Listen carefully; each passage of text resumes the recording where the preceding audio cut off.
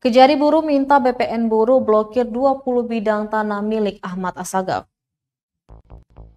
Kejaksaan Negeri atau Kejari Buruh meminta Badan Pertanahan Nasional BPN Kabupaten Buruh agar memblokir aset milik terpidana Ahmad Assagaf, yakni 20 aset berupa bidang tanah di berbagai lokasi.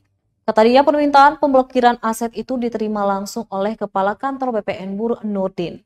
Mutadi mengungkapkan permintaan pemblokiran aset dilakukan agar tidak dipindah tangankan.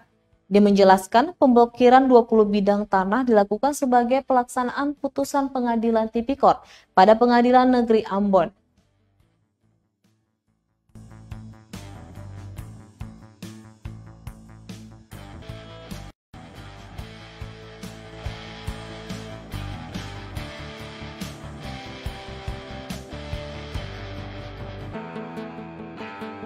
Pada hari ini, tim jaksa eksekutor dari Kejaksaan Negeri Buruh berkirim surat kepada BPN Kantor Pertanahan Kabupaten Buruh untuk melakukan pemblokiran terhadap 20 bidang aset tanah. Di antaranya juga ada berdiri bangunan berupa rumah milik terpidana Ahmad Assagaf untuk melakukan pemblokiran.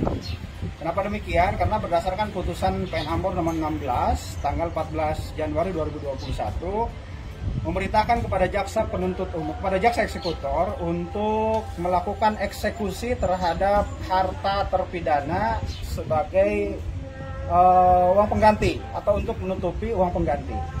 Ya, jumlah keuangan negara yang masih harus dibayar oleh terpidana adalah 9,1 miliar.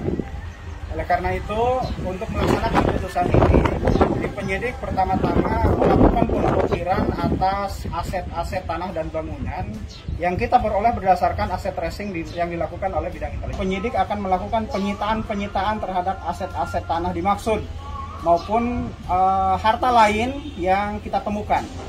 Oleh karena itu, dihimbau kepada masyarakat yang mengetahui, ya, bisa memberikan informasi kepada tim jaksa eksekutor dari Kejari Buruh.